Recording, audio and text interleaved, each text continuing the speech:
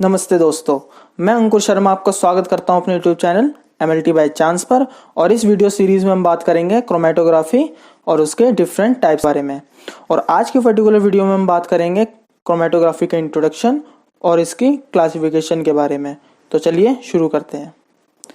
तो what is chromatography? इसका answer है chromatography is the ability to separate molecules using partitioning characteristics of molecule to remain in stationary phase versus in mobile phase। अब इसको समझते हैं कि ये क्या कहना चाह रहा है।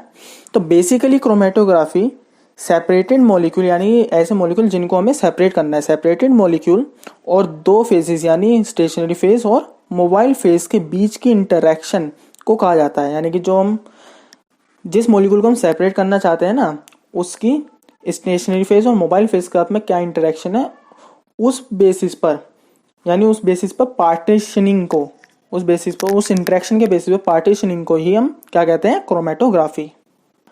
फॉर एग्जांपल, मान लीजिए हमारे पास स्टेशनरी फेज है, मतलब जैसा कि नाम से ही पता चल रहा है एक ऐसा फेज जो स्टेबल और एक जगह पर फिक्स्ड हो। दूसरी तरफ मोबाइल फेज यानी ऐसा फेज जिसमें मॉलिक्यूल मोबाइल रहते हैं यानी मॉलिक्यूल मूव कर सकते हैं, एक जगह से दूसरी जगह पर ट्रांसफर हो सकते हैं।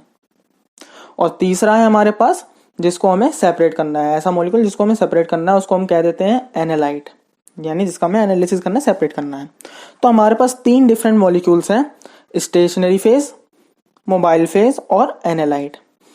तो क्रोमेटोग्राफी में हम सिंपली बात करते हैं स्टेशनरी फेज और मोबाइल फेज की एनालाइट के साथ इंटरेक्शन के बारे में। तो इसी इंटरेक्शन की हेल्प से हम एनालाइट के molecule means mixture of molecules को सेपरेट करते हैं। तो यदि एनालाइट मॉलिक्यूल की इंटरेक्शन की टेंडेंसी स्टेशनरी फेज के साथ ज़्यादा हो तो एनालाइट हमारा स्टेशनरी फेज के साथ में स्टिक हो जाएगा और मूव नहीं हो पाएगा। और रिवर्स केस में एनालाइट मॉलिक्यूल की इंटरेक्शन की टेंडेंसी अगर मोबाइल फेज का ज़्यादा होगी तो एनालाइट मॉलिक्यूल आगे मूव कर जाएंगे, यानी कि जो एनालाइट मॉलिक्यूल होंगे हमारे आराम से और एकदम स्मूथली आगे मूव कर जाएंगे अगर उसका इंटरेक्शन मोबाइल फेज के साथ ज़्यादा हो। तो इसी आइडिया के बेस पर मॉलिक्यूल्स का सेपरेशन होता है क्रोमेटोग्राफी में।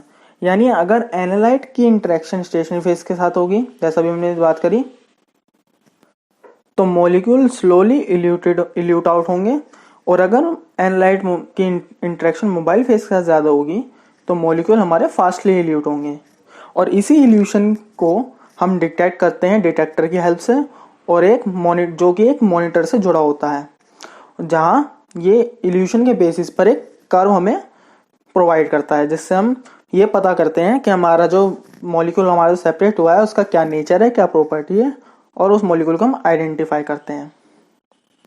फॉर एग्जांपल, हमारे पास एक मिक्स सैंपल है जिसको हमें सेपरेट।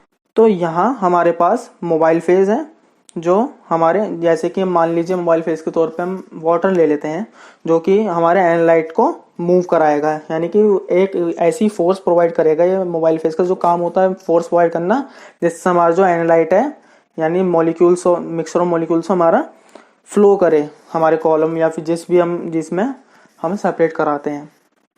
ठीक है, आगे जैसा आप यहाँ देख रहे हैं कि मॉलिक्यूल ए की स्टेशनरी फेज के साथ अटैच होने की जो टेंडेंसी है वो ज़्यादा है मॉलिक्यूल बी के मुकाबले, जिसके कारण जो मॉलिक्यूल बी है वो पहले इल्यूटेड आउट हो जाता है मॉलिक्यूल ए से, और जिसके बाद हमें एक कर्व मिलता है, और इस कर्व को कहते हैं क्रोमेटोग्राम। ये जो हमें कर्व मिला है इसको कहते हैं क्रोमेटोग्राम। और इस कर्व की हेल्प से हम मॉलिक्यूल्स को आइडेंटिफाई करते हैं कौन सा मॉलिक्यूल है और उसकी क्या क्या प्रॉपर्टीज वगैरह हैं। तो चलिए अब हम बात करते हैं क्रोमेटोग्राफी की क्लासिफिकेशन के बारे में। तो दोस्तों, क्रोमेटोग्राफी की क्लासिफिकेशन उसके कंपोनेंट्स यानी स्टेशनरी फेज और मोबाइल फेज और साथ ही साथ स्टेशनरी फेज किस जगह प्रेजेंट है इस बेस पर क्लासिफाइड की गई है। तो हम बात करते हैं मॉलिक्यूल के स्टेशनरी फेज के साथ इंटरेक्शन की, कि मॉलिक्यूल के स्टेशनरी फेज का इंटरेक्शन के बेस पर कैसे क्लासिफाई किया गया है। तो इस स्टेशनरी फेज के बेसिस पर क्रोमेटोग्राफी डिफरेंट टाइप्स की हो जाती है, जैसे adsorption chromatography, partition chromatography, ion exchange chromatography, size exclusion chromatography. तो एडजॉर्प्शन क्रोमेटोग्राफी में मॉलिक्यूल्स स्टेशनरी फेज के सरफेस पर एडजॉर्ब हो जाते हैं। इसका एग्जांपल है एफिनिटी क्रोमेटोग्राफी और HPLC।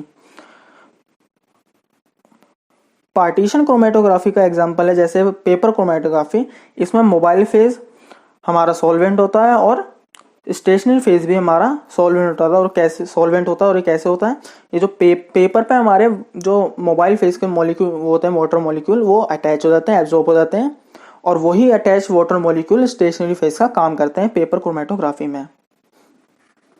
तो पेपर क्रोमेटोग्राफी में मॉलिक्यूल्स का पार्टीशन होता है लिक्विड मोबाइल फेज और लिक्विड स्टेशनरी फेज में। अब बात करते हैं आयन एक्सचेंज क्रोमेटोग्राफी की। आयन एक्सचेंज क्रोमेटोग्राफी में आयन का एक्सचेंज होता है, यानी रेजिन के साथ में जो आयन जुड़े हुए हैं वो एक्सचेंज हो जाता है हमारे मॉलिक्यूल्स या सेपरेटेड कंपाउंड्स के या एनालाइट के आयंस के साथ में। और साइज एक्सक्लूजन क्रोमेटोग्राफी में मॉलिक्यूल के साइज के बेस पर सेपरेशन होता है। अब अगर मोबाइल फेज के बेस पर क्लासिफिकेशन की बात की जाए तो यहाँ दो तरह के मोबाइल फेज होते हैं, लिक्विड और सॉलिड और गैस। यहाँ पे बात करें तो लिक्विड क्रोमेटोग्राफी आएगी और गैस क्रोमेटोग्राफी आएगी। और एक और होता है सुपर क्रिटिकल फ्लूइड क्रोमेटोग्राफी। इस केस में carbon dioxide as a mobile phase काम करता है। और लिक्विड और गैस फेज से तो आपको नाम से पता चल रहा होगा कि लिक्विड फेज में हमारा liquid as a mobile phase काम करेगा और गैस क्रोमेटोग्राफी में गैस काम करेगी एज ए मोबाइल फेज। अब एक और टाइप होता है कि based on shape of chromatographic bed, means जो रेजिन है हमारा, यानी जो हमारा एक तरह से स्टेशनरी फेज है, वो किस जगह पर प्रेजेंट है, यानी कहाँ पे प्रेजेंट है, इस बेस पर भी क्लासिफिकेशन होती है क्रोमेटोग्राफी की। तो देखिए, जैसे अगर मैं यहाँ बात करूं कि यहाँ पे दो क्लासिफाई कर रखा है, दो टाइप से क्लासिफाई कर रखा है इस कहाँ पे स्टेशनरी फेज प्रेजेंट है उसके बेस पर। पहला आपका 2 डायमेंशनल और 3 डायमेंशनल। 2 डायमेंशनल में आता है आपका थिन लेयर क्रोमेटोग्राफी, यानी TLC भी कहते हैं हम इसको, पेपर क्रोमेटोग्राफी।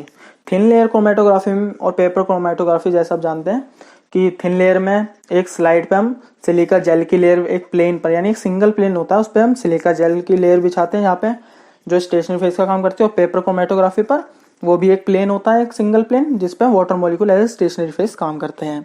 और दूसरी तरफ 3 डायमेंशनल वाले केस में उसका एग्जाम्पल है कॉलम क्रोमेटोग्राफी। यहाँ जो रेजिन होता है जो एज ए स्टेशनरी फेज काम करता है, वो एक कॉलम, एक ट्यूब में फिल होता है, जिससे हमारा मॉलिक्यूल सेपरेट होकर इल्यूटेट आउट होता है।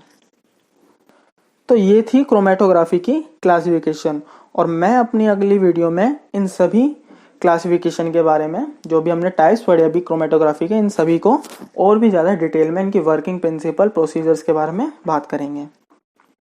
मैं आशा करता हूँ आपको हमारी वीडियो अच्छी लगे तो प्लीज़ सब्सक्राइब करें, लाइक करें और शेयर करें। Thank you for watching our video.